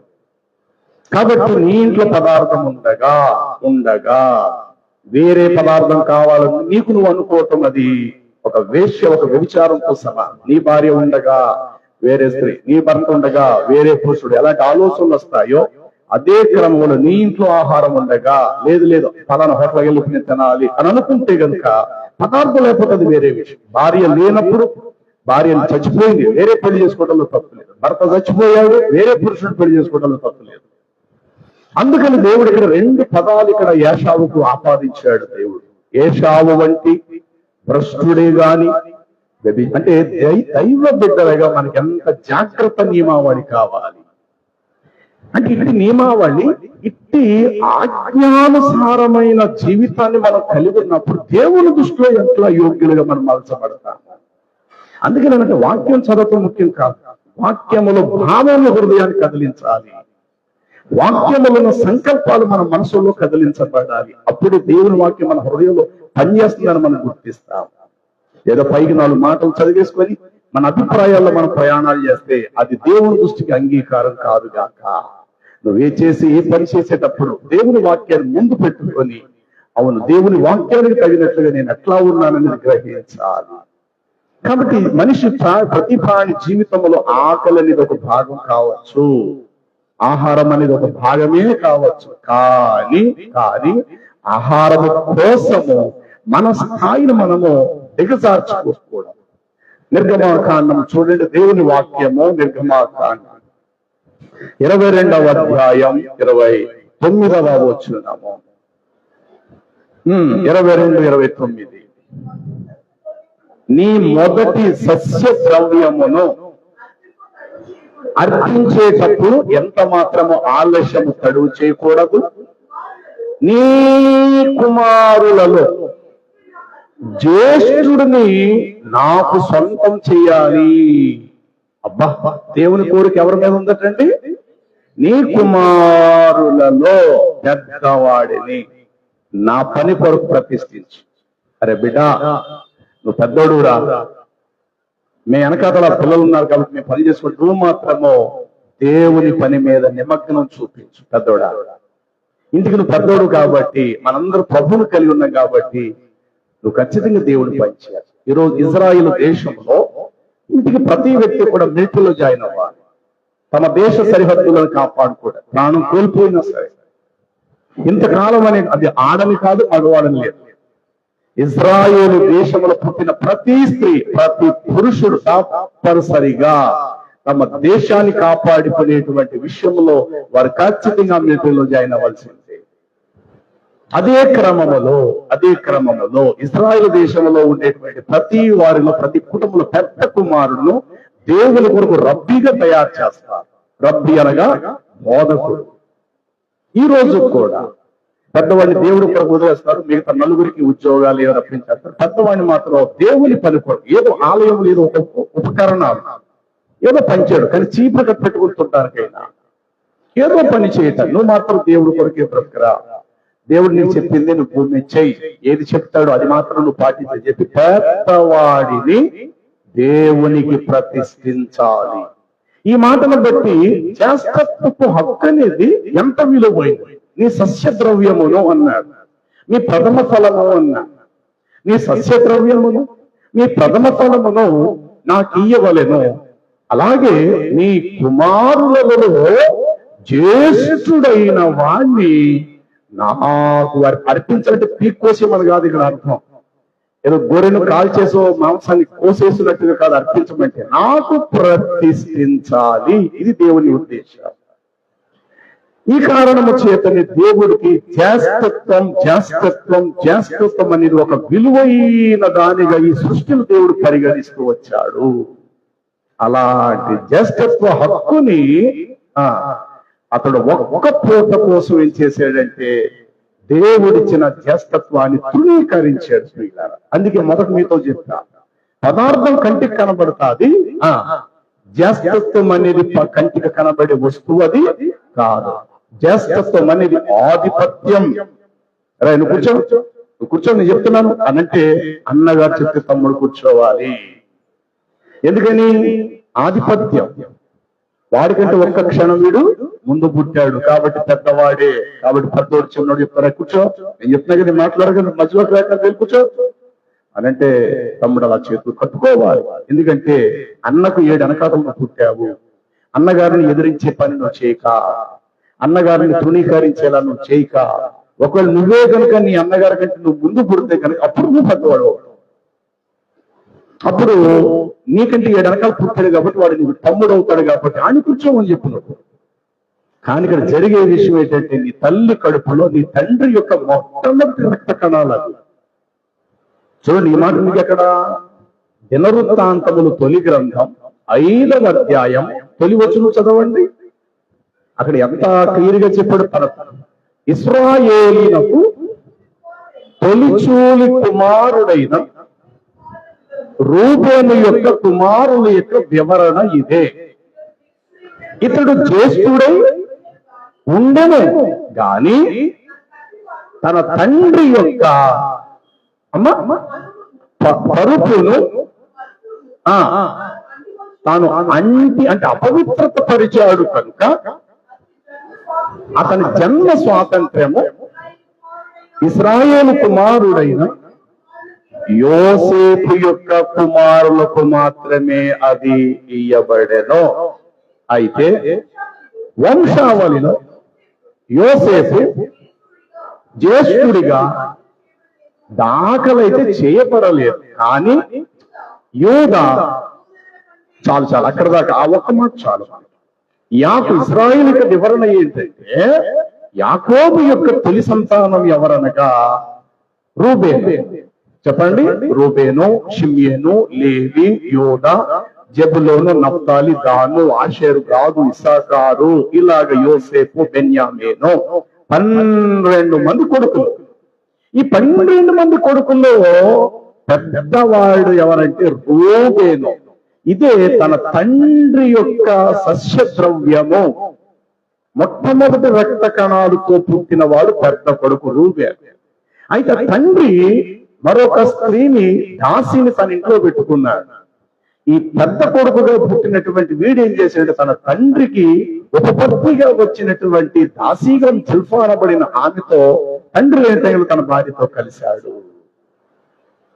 తండ్రి లేని టైంలో తన తండ్రి భార్య తన సొంత తల్లి కాదు, కాకపోతే వేరే స్త్రీ, ఆమె కూడా తన తండ్రికి భార్యే కదా. తన తండ్రి లేని టైంలో తన తండ్రి భార్యతో కలిసి అది చూసిన దేవుడు, నో, ఈ క్షణమును నువ్వు జ్యేష్ఠుడు కావంతే. ఎందుకంటే నీ తండ్రి లేని టైంలో బలవంతం చేసో, బ్రతుకులాడో, కాళ్ళేలపడో నీ తండ్రికి 2వ భార్యగా ఉన్న ఆమెతో నువ్వు తప్పు చేశావు. ఇది నేను చూశాను. కాబట్టి నీకు జ్యేష్ఠత్వపు హక్కే లేదురా నీకు అని చెప్పేసేసేసి ఆనాడే దేవుడు ఆ యొక్క జ్యేష్ఠత్వపు హక్కు రూబేను అనేటువంటి వాడిని తృణీకరించి పక్కన పెట్టాడు. వంశావళిలో కూడా మీరు చూస్తే రూబేను కోసం ఏం చెప్పబడింది? ఆదికాండం చూడండి 50 అధ్యాయంలో వంశావళిని దీవిస్తూ రూబేను పెద్దవాడైనందున ఈ మాటలు తెలియపరుస్తూ అతడు ఏం చెప్పుకొచ్చాడంటే చూడండి 49వ అధ్యాయము ఆదికాండం 3వ వచనం. రూబేను, చూడండి 3వ వచనం. రూబేను, నీవు నా పెద్ద కుమారుడవు, నా శక్తియు నా బలము యొక్క ప్రథమ ఫలమును, ఔన్నత్య అతిశయమును, బలాతిశయము నీవే. అయితే నేళ్ల వలె చంచలుడవై నీవు అతిశయము పొందవు. నీ తండ్రి మంచము మీదకు నీవు ఎక్కితివి, దానిని నీవు స్వయముగా అపవిత్రత పరచితివి. అతడు నా మంచము మీదకు ఎక్కెను.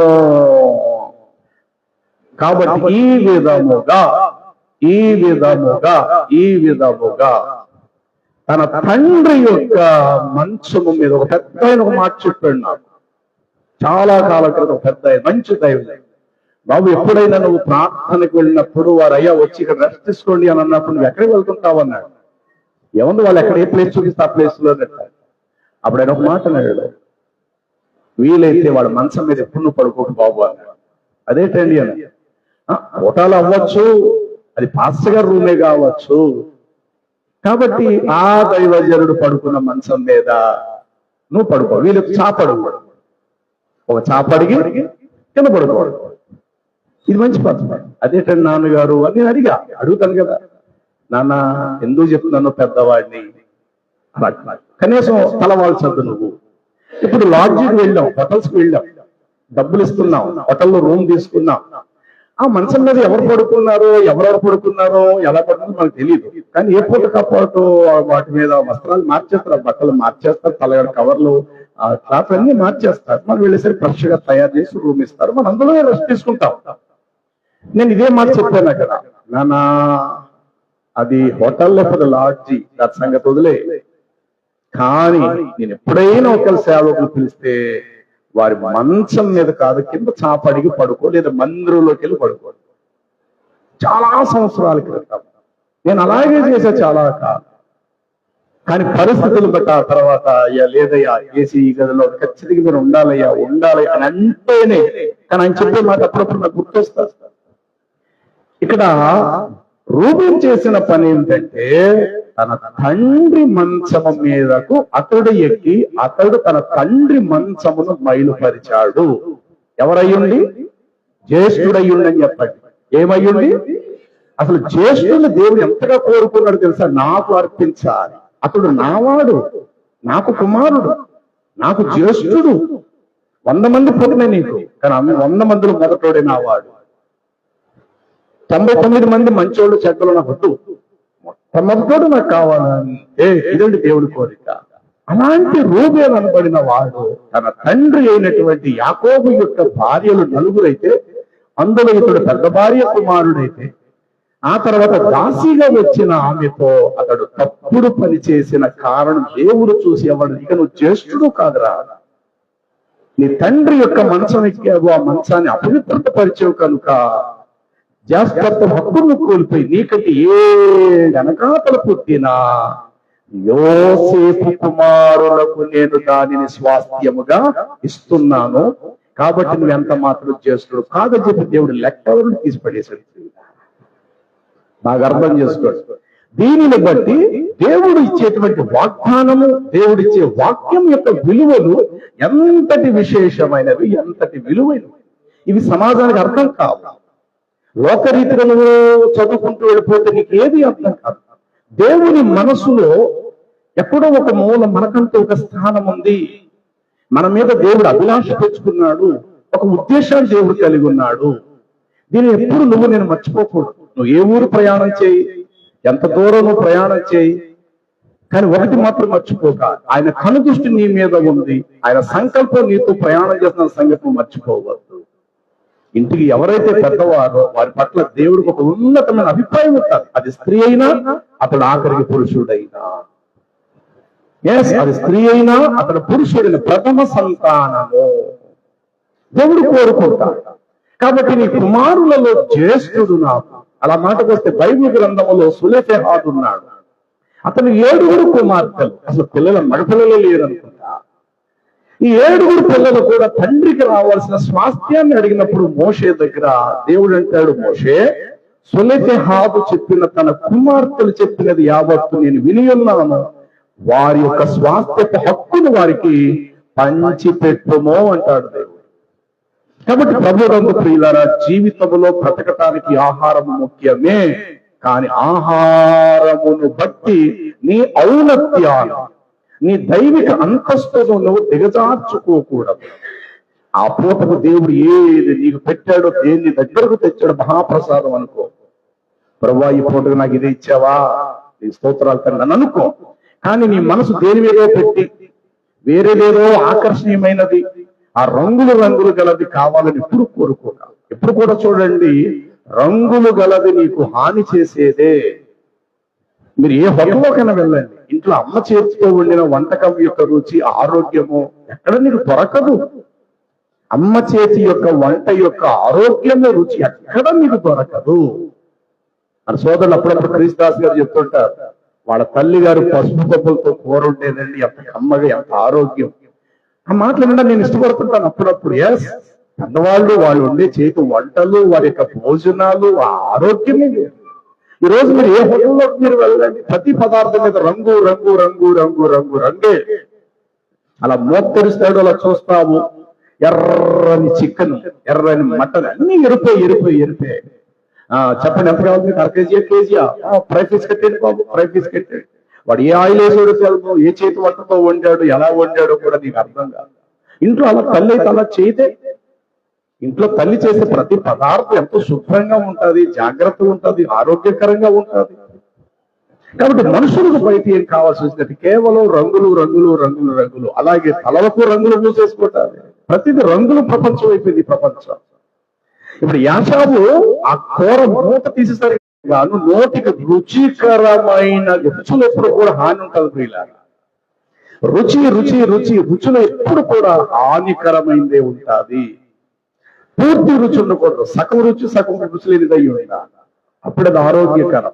రుచి కోసం ఏవేవో చేసేస్తారు, ఆ రుచి రావటం కొరకు ఏవేవో కలిపేస్తారు. కానీ అది రుచి అవ్వదు, ఫుడ్ పాయిజన్ అయిపోతుంది. ఇలాగ తినేసి డబ్బులు ఇస్తాడు, అలాగే ఇలా హాస్పిటల్ జాయిన్ అయిపోతాడు. వెంటనే డాక్టర్ చెప్పే మాట ఒకటి, ఇతను ఫుడ్ పాయిజన్ అయింది సార్, పెట్టిన 4 రోజులు సెలవులు పెట్టాలి, 4 రోజులు వాంతులు విరోధం ఇలా తిన్నాడు, అలాగే కక్కుంటాడు. అలాగే ఇతడు ఆ యొక్క బలహీనతను 4 రోజులు హాస్పిటల్లో పెట్టాడు. ఫుడ్ పాయిజన్ అయిందంటారు, అంటే విషమైనది, తిన్న పదార్థములో విషము కలిసింది అని అర్థం. ఫుడ్ పాయిజన్ అయిపోయింది. కాబట్టి ప్రియులారా, రంగులు గల ప్రపంచములో రంగులను ఆకర్షించే వారి జీవితాలు కూడా అలాగే పతనమవుతాయి. మరి ఆకర్షణీయంగా కనబడాలని, తానే అందరికంటే టాపుగా కనబడి ఈ తపన నీలో ఉండడం కూడా నీకు నష్టమే. అందరితో నేను ఒక వ్యక్తిని అనుకుంటే గొడవ లేదు, కానీ అందరిలో కల్లా నేనే కనబడాలి, నన్ను చూసిన వారు పదే నన్నే చూడాలి, అంత టాప్గా అంటారా, రమ్యంగా నేను కనబడాలి అని నువ్వు అలా అనుకోవటం. కానీ అలా అనుకోవడానికి నిన్ను నువ్వు సమర్థించుకొని ఆ విధంగా ప్రవర్తించడానికి తయారవడానికి కూడా ప్రయత్నం చేయకూడదు. ఎప్పుడు సింపుల్ మెయింటెనెన్స్, సింపుల్ సరిపోదు బాబు, ఈ వస్త్రాలు సరిపోదు, ఆ సింపుల్ డ్రెస్, ఆ సింపుల్ వాతావరణం. కానీ నేనే కనబడాలి, నా పెదాలు ఎర్రగా ఉండాలి, నేనే తెల్లగా కనబడాలి, నేనే ఇలా ఉండాలి, అది అంత కరెక్ట్ అయినటువంటిది కాదు. వాడుకుని ఏ పదార్థమైన ఏ వస్తువైనా అది సింపుల్ గానే ఉండాలి. ధరించే బట్ట కూడా సింపుల్ గా ఉండాలి. కన్నులకు రమ్యముగాను ఆకర్షణీయంగా ఇతరులు చూడటంతో అబ్బా అని అనిపించుకునే ప్రయత్నాలు ఎప్పుడైతే మన మీద జరుగుతాయో కొన్ని ఒత్తులకు మనం లోపడవలసి వస్తుంది. నువ్వు సామాన్యం ఉన్నావా, నీ వంక ఎవరు చూడతావు. అదే కనుక నువ్వు సూపర్ గా తయారయ్యావా, రిక్షా వాడు కూడా నిన్ను చూస్తాడు. లెపర్స్ వాడు అడుక్కునేవాడు కూడా అమ్మా భిక్షమే అమ్మా అని అంటాడు. 9 2 సార్లు చెప్తాడు, ఎవరిని ఫిగర్ చాలా బాగుంది ఫిగర్ అని అనుకుంటాడు మనసులో. అక్కడికి అవకాశం నువ్వు ఇస్తున్నావు. ఆడు లెపర్స్ వాడు కావచ్చు, నీ దగ్గర ఒక అడుక్కునేవాడు కావచ్చు. 2 సార్లు ఎలా చూస్తాడు, 5 చూస్తాడు, ఈ అమ్మాయి చాలా బాగుంది, చాలా అట్రాక్షన్ ఉంది, నాకే కనుక లెపర్స్ లేకపోతేనా ఇలాంటి దాంతో నేను ముందునే అన్ని ఆలోచనలు రప్పించి వ్యక్తి. అదే నువ్వు సామాన్యంగా ఉండు. ఒక్కసారి నిన్ను చూసినవాడు రెండోసారి నిన్ను చూడకుండా నువ్వు ఉండాలి. నీ పట్టించుకోకూడదు సమాజం, దేవుడు మాత్రమే నేను చూడాలి. ఆయన అంటాడు, ప్రాణేశ్వరి నా సహోదరి నీ ముఖము నాకు కనబడనిమ్మో అంటాడు పరమగీతలో. అంటే మన ముఖాన్ని ప్రతిరోజు దేవుడు చూసి పదే దేవుడు చూసేదై ఉండాలి తప్ప మనుషులు పదే నిన్ను చూసే స్థాయికి నువ్వు చేరకూడదు. తెలియకుండా ఇతరులకు ఈ మనస్సులో వారి మనస్సులో పాపం చేయటానికి మనం అప్పగించబడుతున్నాం. మనం మంచోళ్ళమైతే ఉండొచ్చు గాక, కానీ మన విధానాలు ఎలా ఉంటాయంటే అవతల మనస్సుల్లో మనం దూరిపోతున్నాం. ఈవిడెవరో కానీ ఈ ఆంటీ చాలా బాగుంది, ఈ ఆంటీ చాలా బాగుంది, ఈ అమ్మాయి ఎవరో చాలా బాగుంది, ఇలాంటి ఉద్దేశాలు అవతల వాళ్ళ మనస్సుల్లో పుట్టిస్తున్నామంటే దీనికి కూడా కారణం ఈ రంగుల ప్రపంచమే. కాబట్టి ప్రియులారా, తిండి ఎంత ప్రమాదమో, ధరించే వస్త్రం అంతే ప్రమాదము, అలంకరించుకున్న అలంకరణ కూడా పదే పదే ఇతరులకు ఆకర్షణీయంగా, అది కూడా ప్రభు దృష్టిలో అంత ప్రమాదకరమైంది. అందుకే సాధుత్వము అనే మాట వాడాడు. సాధువు అనే మాటకు అర్థం ఏంటంటే ఉన్నదానితో తృప్తిపడి, ఏదో ఒక చిన్న బట్ట వేసుకున్న చాలు, ఆ ఇస్త్రీ ఉంటేటబ్బా, లేకపోతే ఏంటబ్బా, ఈ స్త్రీ ఉండాలా, గెజ్జే పెట్టాలా, ఏదో ఉన్నాయి అన్నంతగా ప్రతి చిన్నదానికి నిన్ను అడ్జస్ట్ అయిపోతుండాలా. ఈ పూటకు భోజనం ఏమనలేదురా, మన దొడ్లో కాసిన 2 బీరకాయలు ఉంటే అలా తీసుకొచ్చి వండేసండి, దాన్ని ఉందమ్మా, పెట్టాము సూపర్గా తింటాను. ఏటమ్మా బొత్తిగా బీరకాయ, అందులో ఎండ్రేలు లేదా ఆ మాట అనక, బొత్తిగా బీరకాయ తింటమ్మా, అందులో 2 ఎండ్రేలు ఉంటే బాగుంటుంది కదమ్మా, కనీసం గుడ్లన్నీ వేసి కదమ్మా, ఆ మాట అనక. ఏదో నీ తల్లి వండేసింది, ఆ చేతికి అందింది, మన ఒంట్లో పోవాలేదు, ఏదో 4 దొండకాయల కోసం వండేసింది కూర, తినే అంతే. కానీ ఇదే ఏదమ్మా బొత్తికి ఎలా ఉన్నదేటమ్మా, ఒక 100-200 రూపాయలు నేను బయటికి వెళ్ళిపోయి పాస్బుక్కి వెళ్ళిపోయి పాస్ కూరలు తెచ్చేసుకుంటాను, అవి తెచ్చుకుని తినేసి కడుపులు పాడు చేసేసుకోకండి. కాబట్టి ప్రియులారా, జ్యేష్ఠత్వపు హక్కుని ఇతడు ఎట్లా కోల్పోయాడంటే కేవలం ఒక్క పూట చెప్పాలి. కొన్ని వెళ్ళిన భోజనం 4 రోజులు ఉంటుందా, కడుపులో నివాసం చేస్తుందా? వెళ్ళిన పదార్థం వాడు కడుపు లేనప్పుడు 6 రోజులు ఉంటుందా? వాడు 6 రోజుల నుండి హాస్పిటల్లో ఉంటాడు. కడుపుల పదార్థమే కనుక ఒక 6 రోజులు ఉందా, ఖచ్చితంగా వీడు హాస్పిటల్ అడ్మిట్ అవ్వాల్సిందే. ఎందుకు ఇతనికి ఇంత ఆతృత? 1 నిమిషం ముందు పుట్టాడు, పెద్దవాడువే కదా, అధికారం కాపాడుకో. నువ్వు పిలిస్తే చిన్నోడు వస్తాడు, కానీ చిన్నోడు పిలిస్తే పెద్దోడు పిలవాల్సిన పని లేదు. అనయా అంటే చెప్పరా వెళ్ళరా అంటాడు అన్నగారు. అనయా అంటే చెప్పరా చెప్పురా అంటాడు. ఇది పెద్దవాడుకు ఉండేటువంటి ఆధిక్యత. అదే పెద్దవాడు అరే తమ్ముడు అని పిలిస్తే అన్నయ్య ఎక్కడున్నా సార్ వాళ్ళకు అని అంటే చిన్నోడు పెద్దవాడి దగ్గరికి వెళ్ళి తీరాలి. ఎందుకని? ఆధిపత్యం, ఆధిక్యత, ఉన్నత స్థానం, జ్యేష్ఠత్వపు హక్కు. అలాంటి విలువైన హక్కుని ఇతగాడు ఏం చేశాడంటే ఆఫ్టర్ ఒక్క పూట కూటి కోసమో తన జ్యేష్ఠత్వపు హక్కుని అమ్మేసుకున్నాడు. చూడండి, ఆదికాండం 40 మనం చదువుకున్నాం కదా, 49వ అధ్యాయం మనం చదివాం. అక్కడ 3వ వచనములో ఏం రాయబడినది? రూబేను, నీవు నా పెద్ద కుమారుడు, నా శక్తియు, నా బలము యొక్క ప్రథమ ఫలము. అంటే నా బలము, నా మొట్టమొదటి రక్త కణముల యొక్క, నా మొట్టమొదటి వీర్య కణము లేకపోతే బలము యొక్క ఔన్నత్యము గలవాడవు నువ్వే నా కుమారుడా.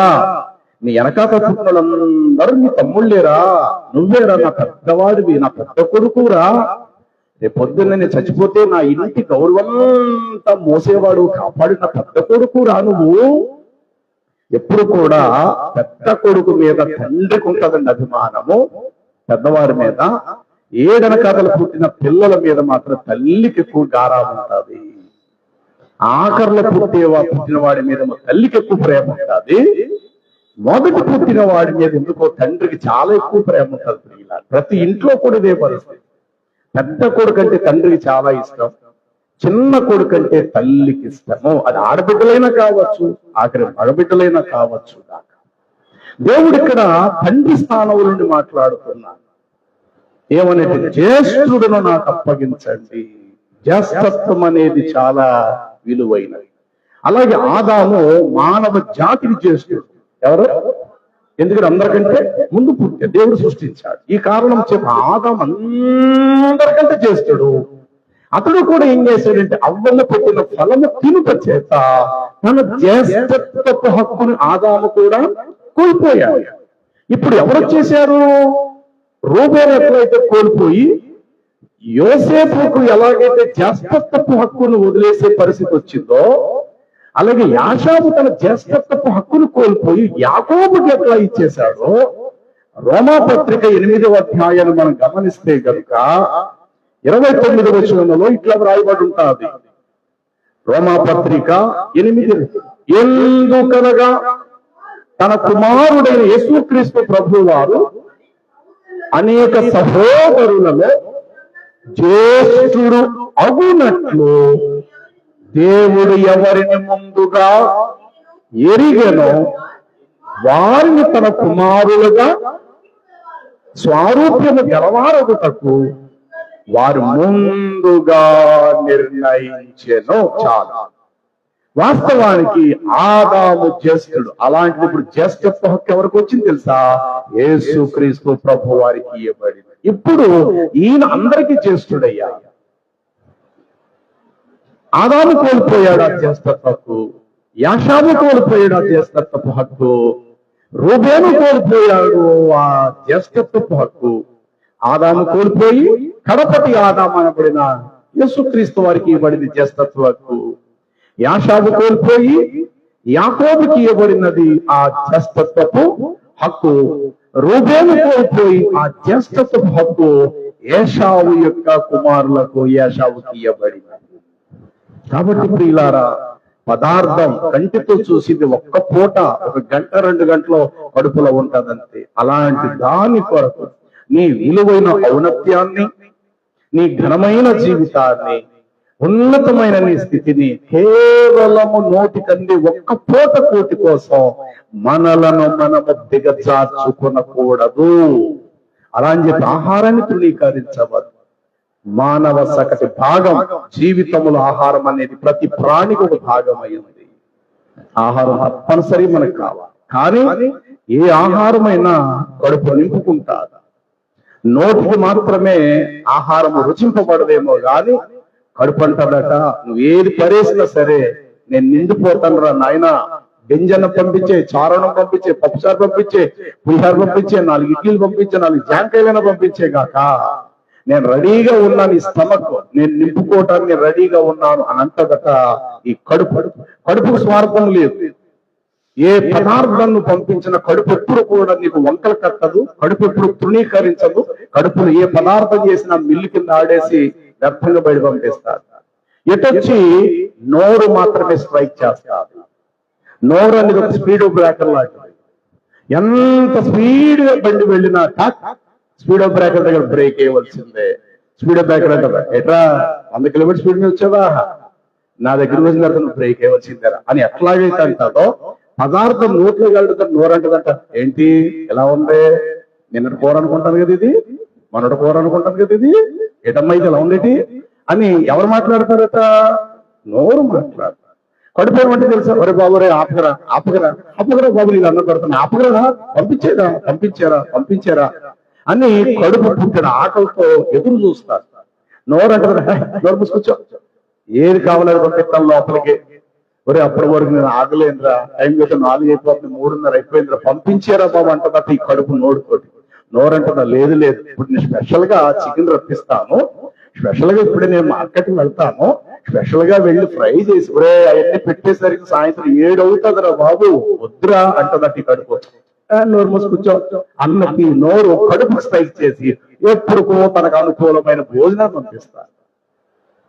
అందుకే దేహములో ప్రతి పాటు ప్రతి భాగము కూడా దేహమును సహకరించేదై ఉన్నది, మనకి తృణీకరించేటువంటిది ఏది కూడా లేదు.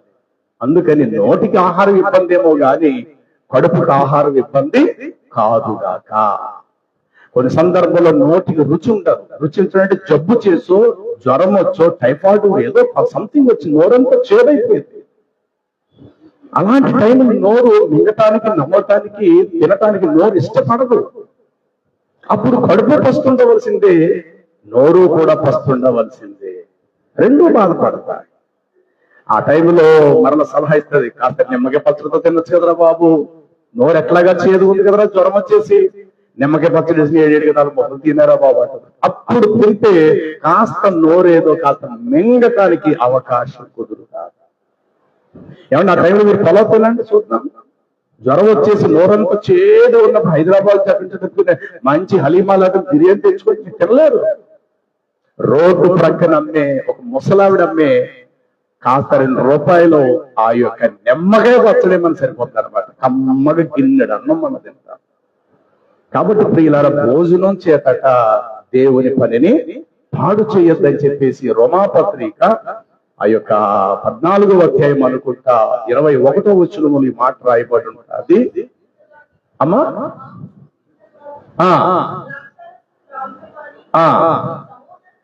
అమ్మా ఎన్నో అధ్యాయం అది రోమాపత్రిక నేను చెప్తున్నాను, అదేనా? 14వ అధ్యాయము. దేవుని రాజ్యము భోజనమును పానము కాదు గాని నీతియు సమాధానం పరిశుద్ధాత్మ యందలి ఆనందమునయున్నది. చూడండి 17వ వచనం, దేవుని రాజ్యం భోజనం పానము కాదు నీతియు సమాధానమునయు అనంటూ 20వ వచనం, భోజనము నిమిత్తము దేవుని పనిని మీరేం చేయకండి అనంటూ కింద 20వ వచనం, పదార్థము సమస్త పదార్థములు మంచివే, అనుమానముతో తినవానికి అది ఆ దోషమే. మాంసము తినుట గాని ద్రాక్షారసం త్రాగుట గాని నీ సహోదరుని అడ్డము కలుగు చేయనది మరి ఏది గాని మానివేటి ఎంతైనా నీకు మంచిది చాలు. కాబట్టి మనం తినేటప్పుడు కూడా మన పక్కవారు ఏం తింటున్నారో గుర్తించే మనం తినాలి. మన పక్కవాడు సవిచాలని అన్నం తింటున్నప్పుడు వాడి దగ్గర ఖరీదైన భోజనం క్యారేజ్ ఓపెన్ చేసి తినటం మనకు మంచిది కాదు. ఈ రోజు మన క్యారేజ్ లో ఖరీదైన భోజనం ఇంటికాడికి వచ్చిన సంగతి మనకు తెలుసు, కానీ మన ఎదుట ఉన్నవాడు సామాన్యమైన భోజనం తింటున్నాడు. అది చూసి మనసులో బాధపడి వీలైతే నీ పదార్థంలో వాడి కొంత దానం చేయి. లేదు అని అంటావా, వాడు తినేసే వరకు నువ్వు పక్కకి వెళ్ళిపో, నీ క్యారేజ్ పట్టుకుని వేరే చోటకి వెళ్ళి నువ్వు తినే. కానీ ఆడు ఎదురుగుంటా నీ ఖరీదైన భోజనం ఎదురుగుంటా పెద్ద పెద్ద కోడిగుడ్లు పచ్చిరొయ్యలతోటి ఖరీదైన భోజనం పెట్టుకుంటే వాడు చవిసాలని భోజనం చేసుకున్నప్పుడు నిన్ను చూసి బాధపడకూడదు. అంటే దేవుని యొక్క బిడ్డలకు ఈ జ్ఞానం కూడా అవసరమే. కానీ వాస్తవంలో ఎవరి క్యారేజీలో పోతుంది వాడే తింటారు. తప్పు కాదు. నీ ఇంటి నుంచి వచ్చి నువ్వు తింటున్నావు, ఆడింటి నుంచి ఆడుతున్నాడు. కానీ ఓపెన్ చేసి మీరు తినేటప్పుడు ఇద్దరు ఒకే డ్యూటీ చేస్తున్నారు, ఒకే చోట పని చేస్తారు. వాడి భార్య మంచం మీద ఉంది, పిల్లలు అనారోగ్యంతో ఉన్నారు, ఏమీ వండలేక కాస్త గెంజో లేకపోతే పెరుగు వేసి మొత్తం మీద అన్నం పెట్టి పంపిస్తుంది అసలు భార్య. కానీ కష్టపడతాడు. కానీ క్యారేజ్ ఓపెన్ చేసినప్పుడు పచ్చడి కూడా ఉండదు, కేవలం పల్సటి మజ్జిగతో గెంజి తింటే అన్నం ఉంటుంది అందులో. నీ క్యారేజ్ ఓపెన్ చేసేసరికి గానుగ నూనెతో వండిన ఖరీదైన పదార్థాలు నీ క్యారేజ్ లో. అది నువ్వు గుర్తించి ఏం చేయాలంటే, అరే నా క్యారేజ్ లో ఖరీదైన భోజనం ఆడు ఎదురుగుంటే నేను తినాలంటే బాధే, వాడు తినేసిన తర్వాత అన్న నేను తింటాను, లేదా నా దాంట్లో కొంత పదార్థం అని నేను అడిగాను. ఈ రెండు ఎదురు చేయాలి. వాడు తినేసేవారు నువ్వు పక్కకి వెళ్ళిపో, ఆడు తిన్నదాకా నువ్వు తినుకో.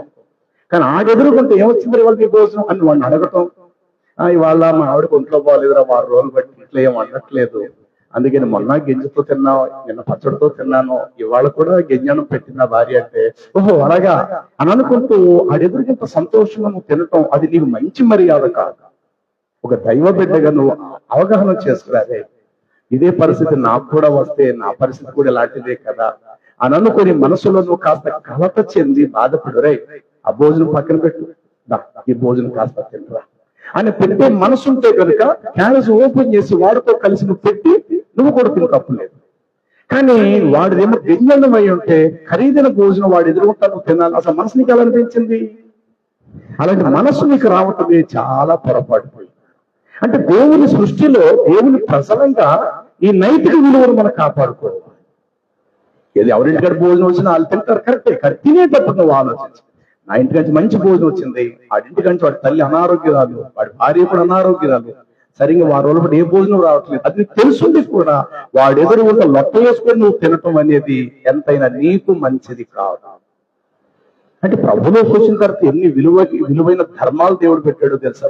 ఇది బయట ప్రపంచానికి ఎవరికి అర్థం కాదు, బయట ఉన్న ప్రపంచానికి ఎవరికి తెలియవు. ఎందుకంటే నాకేదో నేను తిన్నాను, ఆడదాం కాదు తప్పేటం అనుకుంటావే. కానీ నీ సహోదరుడు ఎదురుగుంటా నువ్వు భోజనం తినేటప్పుడు నువ్వు ఆలోచించి నువ్వు తినాలని మాత్రము దేవుని వాక్యం మనకు నేర్పిస్తుంది. తర్వాత కొరింథీయులకు రాసిన పత్రిక 8:8 అనుకుంటా ఈ మాట ఇట్లా రాయబడి ఉంటుంది. మొదటి అధ్యాయము 8:13. కాబట్టి భోజన పదార్థముల వలన, మొదటి కొరింథీ పత్రిక 8:13, భోజన పదార్థముల వలన నా సహోదరునికి అభ్యంతరము కలిగిన ఎడల ఆ సహోదరి అభ్యంతరము కలుగ చేయకుండుటకై నేను ఎప్పటికీ ఇక మాంసమును తినను. ఎందవచ్చున భోజనమును బట్టి దేవుని ఎదుట మనము మెప్పు పొందము. తినకపోయినందున మాకేది తక్కువ కాలేదు, చేసినందున మనకు ఎక్కువగా వచ్చింది ఏది లేదు. కానీ మనకు అయినను మీకు కలిగి ఉన్న ఈ స్వాతంత్రమును బలహీనులకు అభ్యంతరము కలగకుండగా చూచుకొనుడి. అంటే నీ పక్కనున్న వారు మనసులో బాధపడదు. అరే ఏంటి మా ఆవిడ నిజమే, అది నిన్న పచ్చడి ఇవాళ పచ్చడి అన్న ఫీలింగ్ రప్పించే వ్యక్తి అయ్యావు కదా నువ్వు. వాడి మనసులో బాధ పెట్టే వ్యక్తి నువ్వు అయ్యావు కదా. అలా కాకుండా నీ ఇంటి నుంచి మంచి భోజనం వచ్చిన సంగతి నీకు తెలుసు. వాడి భార్య తల్లి అనారోగ్యంతో ఉన్నారు, సరే భోజనం రావట్లేదు, ఆ సంగతి కూడా నీకు తెలుసు. నేను ఆడెదురుకుంటూ నువ్వు ఓపెన్ చేస్తున్నట్టు నీకు మర్యాద. వాడు తినేసిన తర్వాత నువ్వు తిను, లేదా పక్కకు పోయి నువ్వు తిను తప్ప. ఏంటి వాళ్ళు ఏంటి నీ స్పెషల్ ఏముందరా, నిన్న పచ్చడే, మొన్న పచ్చడే, ఇవాళ పచ్చడేరా అన్న ఆ మనసు నుంచి ఆ మాట చాలా బాధతో చెప్పుకుంటాడు. కానీ గొడ్లా కష్టపడతాడు, తన పనంతట్లో కూడా నీతో సమానంగా పనిచేస్తాడు. కానీ గంజి కూడా తిని కష్టపడతాడు, నువ్వు బలమైన భోజనం తిని నువ్వు కష్టపడతావు. ఇలాంటివి కూడా సమాజంలో ఎదురవుతాయి అని గుర్తించి నీ సహోదరుడికి ఆటంకంగా అభ్యంతరంగా కూడా నువ్వు ఉండకూడనట్లు నువ్వు తినే పదార్థ విషయంలో కూడా జాగ్రత్తలు వహించటం నీకు నాకు ఎంతైనా మర్యాద, గౌరవమైంది. కాబట్టి ప్రియులార, ఇతర కాలం అంశము సకల జీవరాశులు నీ దయ కొరకు కనిపెట్టుచుండగా నీవు నీ గుప్పెళ్ళను నిప్పి ప్రతి జీవి కోరిక నువ్వేం చేస్తావు, తృప్తిపరుస్తున్నావు. నీవు నీ చేతుల్లో ఉన్న పదార్థములు సింహము పిల్లలు వేట కొరకు ఎదురు చూడగా నీ గుప్పిళ్లలో నుండి అవి తమ ఆహారాన్ని తీసుకొనిచున్నవి. సాయంకాలం వరకు పాటుపడుటకై, తమ పనులను ముగించి తిరిగి ఇంటికి వచ్చుటకై కష్టపడే పరివారు ఉదయాన్నే ఇంటి నుండి బయలుదేరతారు. ఈ మాట కూడా 104వ కీర్తనలో చదువుకో. కాబట్టి ప్రభు నందు ప్రియులారా, జ్యేష్ఠత్వపు హక్కు అనేది చాలా విలువైనది. ఎందుకో అతడు దాన్ని చాలా తక్కువ అంచనా వేశాడు. నీ పేరైనా నీ గౌరవమైనా చాలా జాగ్రత్తగా కాపాడు. గౌరవం కాపాడుకోవటానికి నిలబెట్టుకోవడానికి సంవత్సరాలు పడుతుందేమో, కానీ నీ గౌరవం, నా గౌరవం, మర్యాద, మంచితనం పోగొట్టుకోవడానికి ఒక్క నిమిషం పట్టదు. మురుకు అంటించుకోవడానికి పట్టదు చాలా సులభమే. ఆ మురుకును వదిలించుకోవడానికి ఎన్ని సాకిరేవులకు వెళ్ళాలి, ఎన్ని రకాలుగా ఉతకబడితే చివరికి ఎక్కడో చోట మచ్చాలా మిగిలిపోయి ఉంటుంది. కానీ ఇదే బట్ట మీద తెల్లని బట్ట మీద నల్లని మసి అంటించుకోవడం చాలా సులభం, మసిని తొలగించుకోవటం చాలా కష్టం. అదే విధముగా భూమి మీద గౌరవం కాపాడుకోవటం అనేది సంవత్సరాలు పడుతుంది. గౌరవం పోగొట్టుకోవడానికి ఒక్క నిమిషం చాలు మనం పోగొట్టుకుంటాం. కాబట్టి దేవుడు నీకు నాకు ఇచ్చే ప్రతి పదార్థం చాలా విలువైంది. ఏది ఇచ్చినా సరే దానికి కృతజ్ఞతలు చెల్లించి తిను. ఈ తల్లిదండ్రులు ఏది సిద్ధపరిచారో మహాప్రసాదం అనుకో. అదే తిండి లేని దేశాలు చాలా ఉన్నాయి. మట్టిలో పడిపోయింది అనుకోని వేరుకోరు తింటున్నటువంటి వాళ్ళు కూడా సమాజంలో చాలా మంది ఉన్నారు. వాళ్ళకంటే దేవుడు మనల్ని 1000 రెట్లు ఉన్నత స్థానంలో పెట్టాడు. ఏ పూటకి ఆ పూట పెడుతున్నాడు దేవుడు. కానీ మొఖాలు లేవలేనట్లుగా ఏంటి ఇవాళ కూడా ఇదే కూర, ఇవాళ కూడా ఇదే భోజనం అన్న మాట ఎప్పుడు అనకండి. ఏమో దానితోటి దేవుడిని తృప్తిపరచాలనుకున్నాడేమో, అదే నీకు ఇచ్చి ఆనందింప చేయాలని అనుకున్నాడేమో దేవుడు. అందుకు అది మాత్రమే పెట్టాడు. రెండవది, ఇంట్లో తల్లిదండ్రులు తల్లి వండినటువంటి వంటకాలకు ఎప్పుడు మా పేర్లే. బయటికి వెళ్ళిపోయి ₹1000 ఖర్చు చేసి నువ్వు తినుట కంటే ఇంట్లో పెట్టింది దానితో నీ కడుపును జాగ్రత్తగా నువ్వు కాపాడుకుని ఎంతైనా నీకు ఉత్తమమైన విషయాలు. రెండు, దేవుడు నీకు ఇచ్చిన అధికారం, ఆధిపత్యం, గొప్పతనం ఇవన్నీ జ్యేష్ఠత్వ హక్కులోకి చేర్చబడతాయి. ఏదైనా ఒక టాలెంట్, ఒక ఆధిక్యత దేవుడు నీకు ఇచ్చాడు. పాట పాడే వరం ఇచ్చాడు, ప్రార్థన చేసే వరం ఇచ్చాడు, ప్రసంగం చేసే వరం ఇచ్చాడు, దేవుడికి కానుకలు సమృద్ధికి ఇచ్చే వరం ఇచ్చాడు నీకు. ఒకళ్ళు ఏది దేవుడు నీకు ఇచ్చాడు దాన్ని జాగ్రత్తగా కాపాడు. దేవుని పరిచయం చేయటంలో కూడా దేవుడికి చేసే ఏ పనైనా సరే ఇచ్చాడా దాన్ని నిలబెట్టుకుంటేనే అది కొనసాగుతాడు. ఎక్కడైనా మనం కూడా ప్రవర్తిస్తే మన స్థానాన్ని దేవుడు తప్పిస్తాడు, వేరే వ్యక్తిని తీసుకొచ్చి ఆ స్థానంలో నిలబెట్టేస్తాడు. అందుకని దేవుడు నీకు ఇచ్చినటువంటి ఏ ఆధిక్యత అయినా అంతము వరకు మనం కాపాడుకోవటం మనకు మంచిది.